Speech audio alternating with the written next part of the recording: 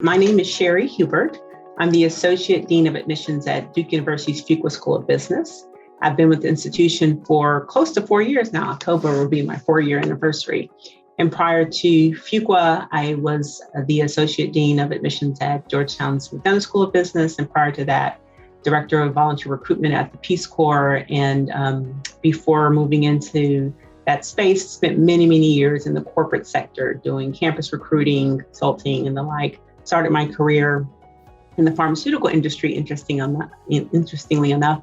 I attended Harvard Business School to get my MBA, so I can very much appreciate the value of the degree and what your readership and subscribership, what they're going through. Love the what the degree has provided to me in my life in terms of my career. I would say there are three things: the culture, the customization, and then our community. So first, let's take the culture. We're very much known for something called Team Fuqua. And what Team Fuqua is, it's a way of working that allows you to bring out the best in others. And by doing so, you bring out the best in yourself. It's based on the idea of your success is my success. And it's a value that's really embraced by our entire community, students, staff, and faculty. In terms of customization, I would say we have 16 different concentrations and a mix of concentrations and certificates that allow our students to really customize their MBA experience based on their individual goals. So there are things, or certificates, and we're going to get into this a little bit later, but there's a second degree designation that's called MSTEM, Management, Science, and Technology Management. We have a health sector certificate, we have a finance certificate, and then a number of 13 different concentrations that students can work towards if they want to or if they don't want to. And they do it within their second year of their MBA program. And it's about taking different electives that satisfy those concentration requirements. And really students use it to enhance their own learning, technical skills, industry knowledge, to really make themselves more competitive for career switches, career aspirations that they might have post-MBA. And then I think the third thing that really makes Fuqua unique is our community. And there are 3 different areas. One, Durham, our location. The Raleigh-Durham area was just rated number 2 best place to live in U.S. News World Reports, which we're really excited about. It's a very close-knit, great community. Our students actually end up staying over the weekend and spend more time in Durham with each other as a result of our structure of our program, in that they don't have classes on Wednesdays, but they do have classes on Fridays, which allows them to kind of really continue that community over the weekend. North Carolina and the Durham RTP area is full of 150 or more Fortune 500 companies. So there's a lot of vibrancy. We have Apple, Google, Amazon all setting up shop here. So it's really been burgeoning in the last few years. There's a lot of entrepreneurial opportunities, small businesses, and the topography is such that you have 2 hours from the beach, 2 hours from the mountains, really easy access to DC, Boston, and New York, very short either drives or flights, and so very accessible for our community and our students.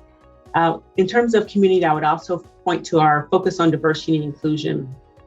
We value and embrace difference, and we ensure people, what we do is we work to ensure that people aren't just on the team, when you talk about Team Fuqua, but they're in the game, right? They're bringing their authentic selves to everything that they do. And really, we value that and embrace that and encourage that in our community. We have a number of different programs, co-curricular programs, as well as curricular offerings that focus on diversity and building leaders who are diverse and able to manage diverse teams. We offer opportunities for our student body to really connect with each other and have difficult conversations, but during conversations, really push the needle to help them be that much more empathetic and that much more, able to embrace the really important issues. And then we also have a couple of different roles. So we have a assistant dean of diversity and inclusion, community inclusion, and her primary role really is to support our students and make sure that they have, they feel included, that they are well in terms of their mental health and well-being. And so there's lots of programming that she provides to our student body. It's a very student-driven culture. So our students actually very much are a part of their own transformation and partner very closely with our administration day in and day out to create, things that live beyond them, institutionalized different opportunities. We have an implicit bias training that now is cuts across all first years and second years. That was student driven. We have a gender equity working group, student driven. We have a racial equity working group that partners with our administration and faculty as well. So students are very much engaged in not only themselves and their own learning and their classmates' learning, but really making sure that our institution is vibrant for the next generation too. And then the last thing that I think really defines our community is this notion of decency. So our philosophy on leadership and the type of leaders that we build is, to be a leader of consequence. It's not just about being smart and empathetic or having high emotional intelligence, but it's also about being decent. And what we believe is decency is about achieving greatness through doing right by others. We're committed to creating a more inclusive environment that really infuses these values throughout, and that makes sure that our community is decent at the same time to each other. And there's different ways in which that unwinds. We have a number of paired principles that really focus on supportive ambition and authentic engagement and loyal community. Those are just to name a few. There are 6 of them. They really, the underlying pinning is really this notion of decency, embracing habits of humility and empathy to learn from others who have different perspectives or maybe have had different lived experiences, acting with integrity and being transparent and honest. Being accountable to ourselves, even when, it's, the easy times, but also the hard times, and then care, respect towards everyone in the community and really elevating others in the community. So I'd say those 3 areas, right? The culture, the customization, and the community really define a Fuqua. As part of our interview process, we do have questions that really get towards, what type of individual, what have they done in terms of, again, sometimes taking the harder route that is, the decent route, or the, doing what's right, even though it might be harder, right? So there are ways in which we try and suss that out in the interview, as well as in our, their essays, right? We have 25 random essays, and we try and get a sense for how they've interacted with others and how they deal in times of challenge. And so, yes, we look for folks who demonstrate decency, but then once they're in the program, we absolutely try and cultivate that, right? So there's a course called Common Purpose in a World of Difference. We have a decency framework that's been created by, again, a partnership between students and staff and faculty. And that's some of the things that I mentioned in terms of this ethos that we adhere to. The programming, co-curricular programming, helps to reinforce this notion of being able to connect with others, understand their lived experiences. That helps us then be more empathetic, right?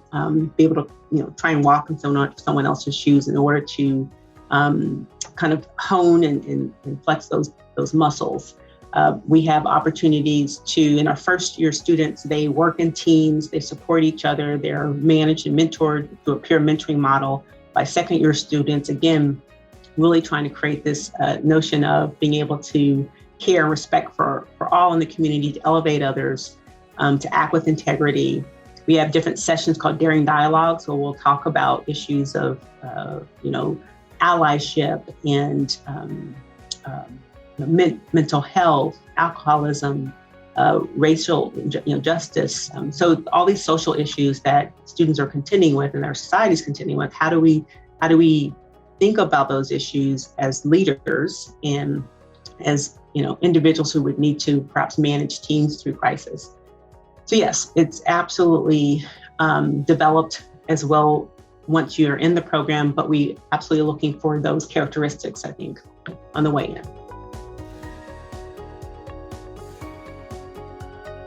I think I mentioned one, are there times in which they've done what they felt was the right thing, even though it was harder to do, right? Even though perhaps it may have been a situation where, they challenged themselves or challenged others, but at the end of the day, it was the right thing to do. I think we get at it through the examples that they have in terms of ways in which they worked through teams and on teams. We get at it through, knowing when to step up and step back as a team member. We also have questions that really focus around diversity and inclusion and the appreciation for it, the knowledge of it, examples of times where they've had to work with diverse teams. How have they included others in their activities? I mean, they can demonstrate that in that way. This notion of being kind. So examples in which they, can demonstrate that in their personal life or their professional life, kind of being selfless, giving of themselves to others and not necessarily expecting something in return, right? I mean, that's kind of this decency notion as well. Having ambition to aspire, but doing it in a way that doesn't necessarily step on others, right? On your way to getting what you want. So there are different ways to demonstrate that, and it's not necessarily something that's going to be explicitly. Sometimes it's how they interact with our team and our staff, right? Are you kind to people? Are you kind to the front desk person that you meet, or the more junior person on the team? Or is it only the person who's the most senior, right? It's those kinds of actions, I think, too, that demonstrate what type of person you're going to be in a community that values being kind and decent and being, putting others before yourself, really caring about the ultimate objectives and goals of others and not just the objectives and goals of yourself.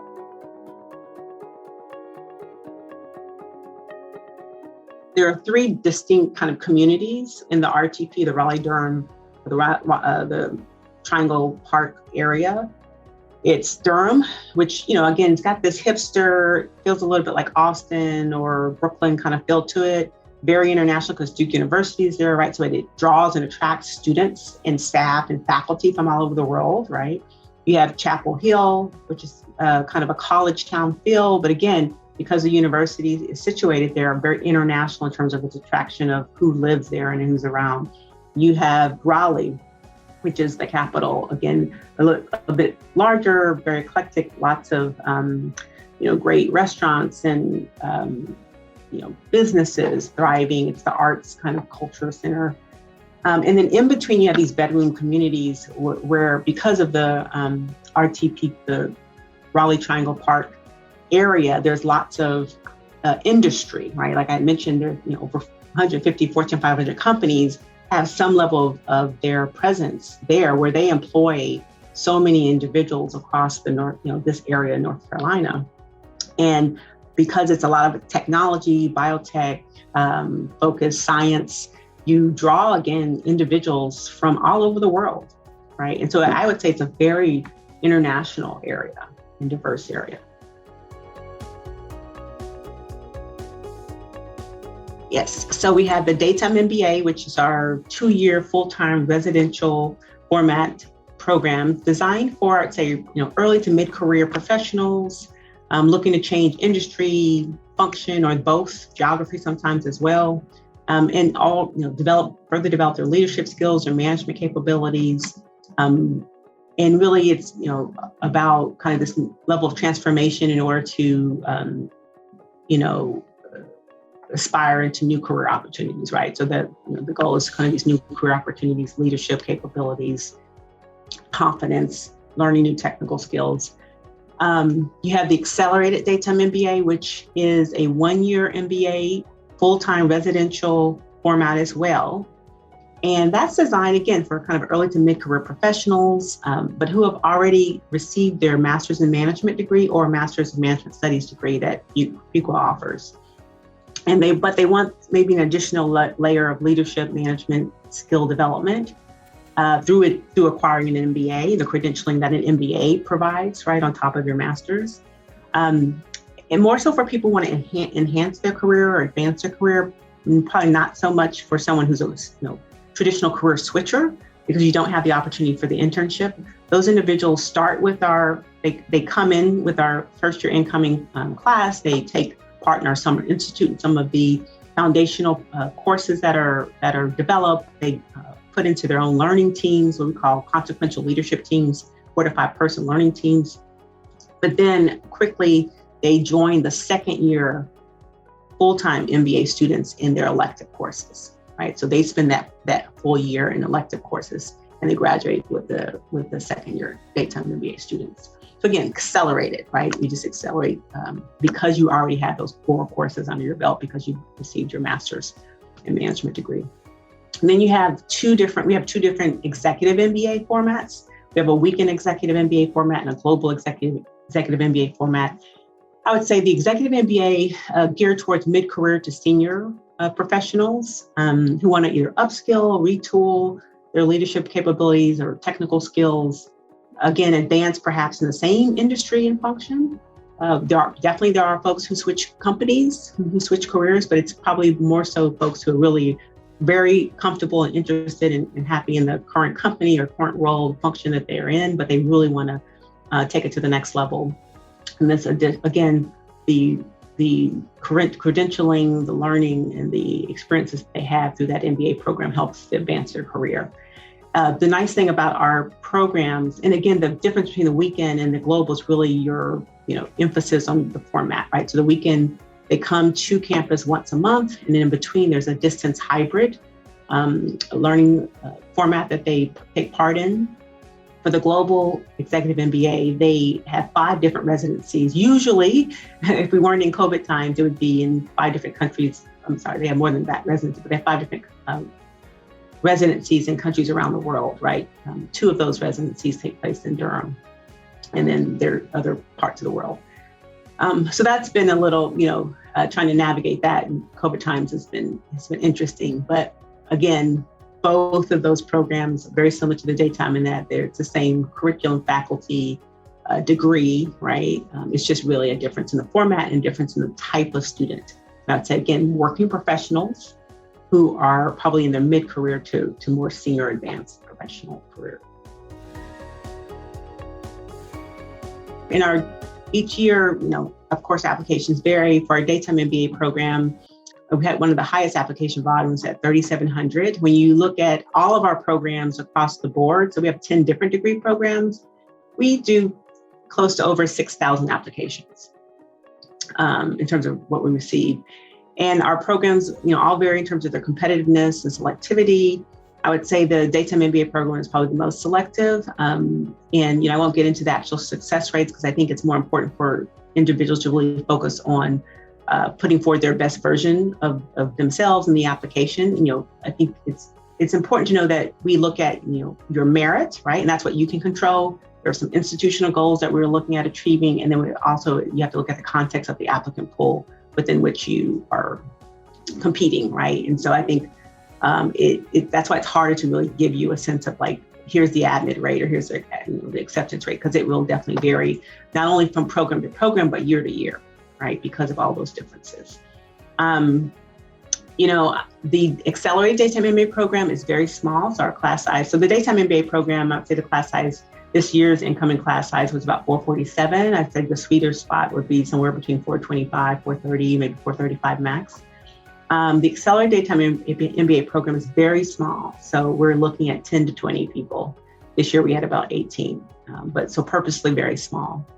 The executive MBA program, again, it varies. It's been the weekend executive, it's been growing. We have 3 sections. This year there were about 187. Our highest numbers have been around 200, 215.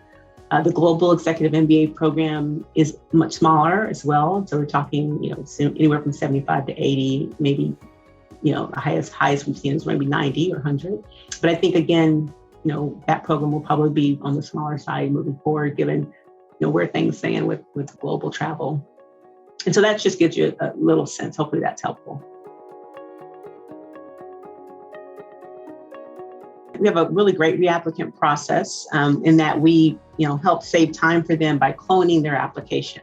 And so they can submit a request. It's usually, you can reapply in this way the year after you've been denied or you decide not to come, right? So it's just kind of, a yearly type of thing. So it's not as if you applied 2-3 years ago and then you decide to reapply. If it's really the prior year, we are able to clone your application from the prior year. Very simple. We clone all aspects of the application itself. We would include your recommendations, test scores, everything. And so it's up to you to provide new information. We do ask for a re-applicant essay, and we do encourage people to refresh their essays or to refresh any information that might be new and different, helping us understand what's different between last year and this year, right? That would help your candidacy. But we make the process really easy because we are able to clone it. So it cuts down on the time that re-applicants have to spend. We also waive the application fee for our re-applicants as another way of really encouraging them to reapply. And they have a good success rate in terms of reapplying, those who get in after they've reapplied. We have re-applicant webinars. We have special sessions just for re-applicants. We encourage them to look at, there are certain things we encourage that tend to be like, look at your test scores, look at your essay, look at, the interview, think about the interview. We have a separate, we have an open interview process. And so we're both open and invited. So there's a period of time between kind of now through early October where you can self-initiate an interview. Anyone can. And whether or not you're re-applicant or fresh off, newly applying. And that's because we really want to make sure that we give as many people the opportunity to get to know us and for us to get to know them. And then that interview is saved for whenever you apply, for whatever round you apply in. And so, I really encourage re-applicants to take advantage of that, because that's, again, another opportunity for them to really give us a sense of who they are. Perhaps that prior year, they didn't take part in the open interview. And so therefore, if you don't take part in the open interview during that period of time, then it's only interview by invitation, right? And so, we don't necessarily get feedback during the interview, but again, I think it's an opportunity for re-applicants to take advantage, because that is a way in which we can really kind of see them, hear from them in their own words, which perhaps might give them a bit of a leg up, right? Or at least allow them a different perspective on them that we may not have had that prior year if they were never interviewed. So again, from interviewing and the workshops and webinars that we have specifically for re-applicants, but I think a lot of it's just really, to be honest, kind of a self-reflection. I think people, in some instances it's hard, right? It's just, you may have done everything you possibly could have, right, to put forward your best application, and just we don't have as many spots for as many wonderful students that that apply. And so again, that's where this notion of merit, we look at your merit, we look at the institutional goals that we're trying to achieve, and then we look at the applicant pool. And, that integration of all of that, either, for some people, it works out, for some it doesn't. And so I wouldn't, the feedback is helpful, but I don't necessarily know if it's, the feedback in and of itself doesn't necessarily guarantee that you would get accepted that next year, right? We also have opportunities for you to talk to our admissions counselors one-on-one. We have virtual campus visit programs. When we were doing things in person, we had in-person campus visit programs where you could come in and talk to people and get a sense for the culture in the field. We still do that virtually as well. So taking advantage of those opportunities, we have, what we call 2 p.m. sessions where you can, just sign on, register, and attend meetings with groups with other people, with other applicants, but you're meeting with admissions counselors to hear about what works well, application tips, right? So taking advantage of that, and hearing all of that, and then incorporating that into your own, what you know about yourself, right? In your own kind of self-awareness of areas that you may have, where you may need to shore up. And then, taking all of that into consideration when you then put forward the next application. All of our interviews are conducted by admissions fellows, which are second-year students, or daytime MBA interviews. Our executive interviews are all conducted by staff members or admissions staff. And they're, you set up an appointment. It's a very separate process. So I'm going to focus on the traditional 2-year MBA because it's the easiest. That and the Accelerate MBA, it's the same process for those two programs. And those are the two programs that have this open interview period. And again, it usually is sometime in August. So it just started August 23rd, and it'll go through, I think, October 10th or 11th. It's on our website.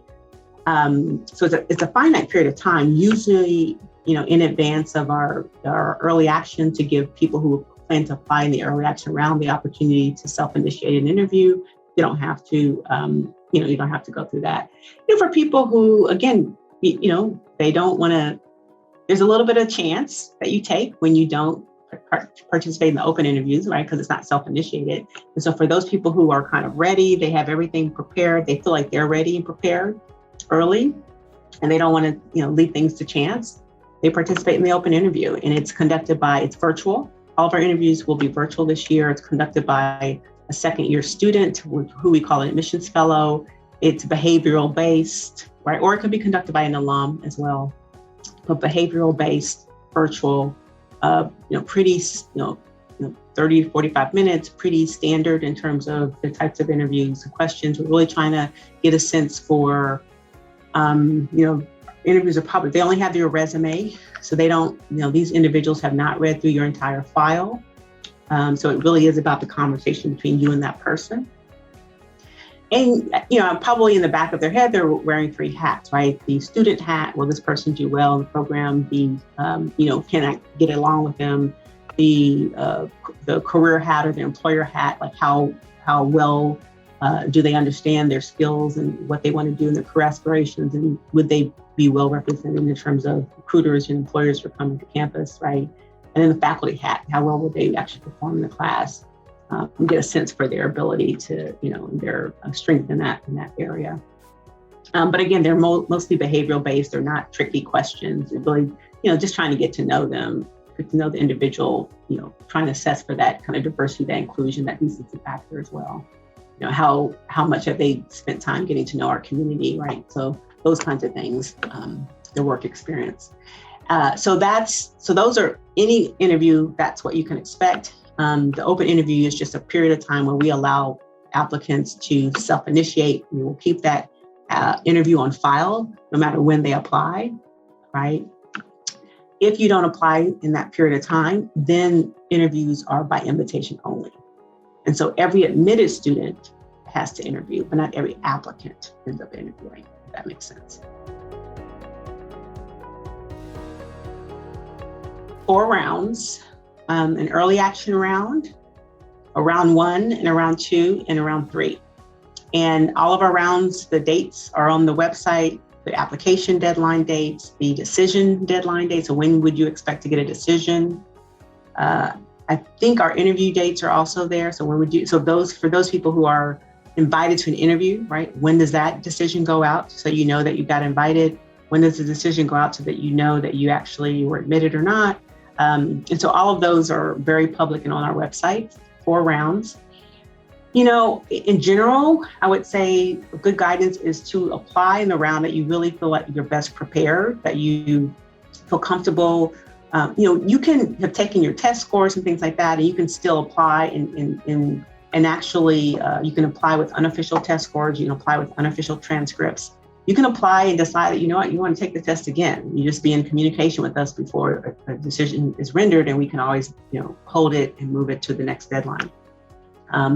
But essentially, though, you want to have really felt as though your essays are really strong and well thought out. You feel comfortable with your essays. You feel comfortable with the resume and the form, and so really you're ready and have put forward your most competitive application to the best of your ability. That's when you should apply, right? But with that said, we do encourage our international students to try and plan and prepare so that they feel that way by either early action round 1 or round 2 at the latest. And that's really so that, we can have as much time as possible to make sure that they get their visa documentation in order. So round 3 is a little late, I would say, especially for certain countries where it might be a little bit more difficult to get the visa in time and that kind of thing. So I would say, early action is a binding round. And so again, only think about applying in that round if you are saying to us, if I'm admitted, I commit to coming and I commit to not continuing to apply to other schools, right? So it is a binding round. So those are the folks who are really diehard Duke and know that they want Fuqua. We're their number 1 school, right? Round 1 is probably it's a slightly smaller round, but it's really competitive, strong applicants, right? So it's a great round, to apply in. And then round 2 is our largest round. So most students will apply in round 2 across the board, right? Not just international.